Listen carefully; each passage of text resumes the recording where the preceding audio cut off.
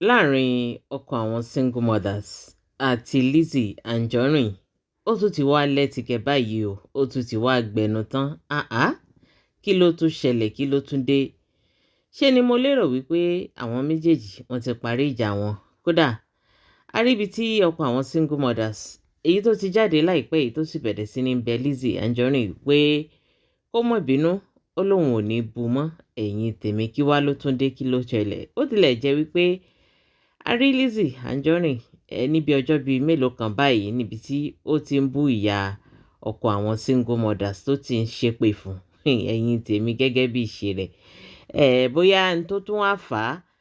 tí ọkọ àwọn single mothers tó tún fi jáde fún ṣùgbọ́n lọ́wọ́lọ́wọ́ báyìí ó tún ti wá kéde ó ní obituary òun ló ń ṣe fún Lizzy Anjorin tẹ́lẹ̀ tẹ́ ẹ̀ bá gbàgbé ní nǹkan bíi oṣù mélòó kan a rí ibi tí arákùnrin yìí èyí tó ti gbé obituary Lizzy Anjorin jáde tó sì jẹ́ kí àwọn èèyàn mọ̀ wípé pé káwọn èèyàn bóun kẹ́dùn pé Lizzy Anjorin ti lọ ẹ̀yìn tèmi eléyìí mọ̀ gbẹnu tán lórí ayélujára yìí lórí ìkànnì yìí nǹkan mọ̀ ń ṣẹlẹ̀ ó wá ní lọ́wọ́lọ́wọ́ báyìí ó ní òkú lòun fẹ́ ṣe ó ní kódà town hall lòun ò ti ṣe òkú ọ̀hún ẹ̀yìn tèmi níbo la tún já sí níbo là ń lọ báyìí ó lóun fẹ́ ṣe òkú Lizzy gbọ́n ná ṣíyẹn máa ń ṣe òkú èèyàn tí ó wà láyé ni eléyìí mọ̀ tó gẹnu tó ga àbí kí wàá la fẹ́ sọ lórí ọ̀rọ̀ èyí tó wà ńlẹ̀ yìí ọkọ àwọn single mothers sì jáde ẹ̀wò lóní woro fún woro ni tí wọ́n ń ṣe báyìí ná fún ná ìyá ní ibo la já sí báyìí ibo lọ̀rọ̀ yìí fẹ́ yọrí sí ọkọ àwọn single mothers ó ti bínú tán ó ti bínú tán pátápátá kódà ojoojúmọ́ òun ló ń jáde tó wá ń ṣe ṣóò fún Lizzy Anjorin eléyìí mọ̀ gbẹnu tán ẹ̀yìn tèmi ẹ jẹ́ ká gbọ́ nǹkan tí ọkọ àwọn single mothers sọ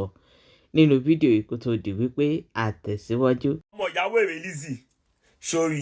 this time around tó ń wá fún mi yìí oh God ó máa regret ayé ẹ ní this time around tó ń wá fún mi ẹ̀yin èèyàn mo fẹ́ ṣe òkú o ṣàbọ̀kẹ́ tẹ́lẹ̀ obituary mo ṣe tẹ́lẹ̀ mo fẹ́ ṣe òkú tẹ́ bá fẹ́ raṣọ 15 láṣọ tí mo fẹ́ mú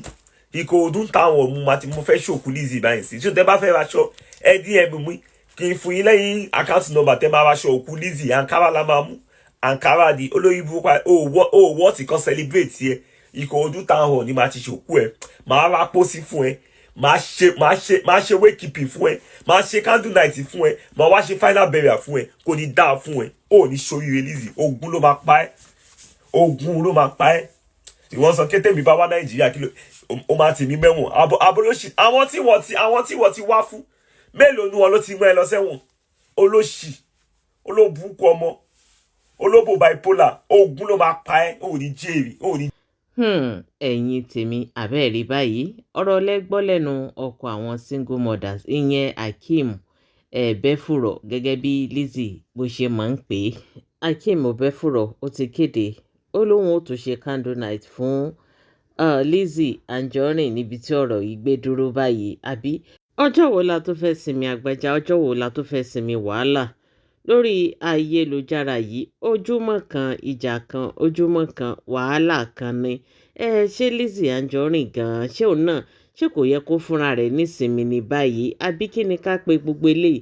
nígbà tí wọ́n ń ṣe obituary ẹni tó wà láyé tí ò tí ì kú tí wọ́n ń ṣe òkú ẹni tó wà láyé èyí tí ò tí ì kú ẹ̀yin tèmi Akeem Bẹ́fùrọ̀ ó jẹ́ ká mọ̀ wípé a ní lórí ọ̀rọ̀ Lizzy Anjorin ó lóun ó tún mú aṣọ tóun ó ṣènáwó tóun ó dá ìnáwó kalẹ̀ rẹpẹtẹ ẹ̀yin tèmi eléyìí mọ̀ gbẹnu tán níbo là ń lọ lórí ọ̀rọ̀ yìí ibo lọ̀rọ̀ yìí fẹ́ já sí báyìí àbẹ́ẹ̀rí wípé oṣù tá a wà yìí eléyìí tún gbẹnu tán eléyìí tún lẹ́tìkẹ́ chapter tí Akeem àti Lizzy Anjorin tí wọ́n tún ṣe bẹ̀rẹ̀ yìí ó dàbẹ̀ ni wípé yóò wá lọ́ǹgì gan yóò lọ́ǹgì gan ni eléyìí ó gbẹnu tán ẹ̀yin tèmi ọ̀rọ̀ ló délẹ̀ yìí kí ni tẹ̀yin náà rò lórí ọ̀rọ̀ tó wà ńlẹ̀ yìí gbogbo ìdáhùn yín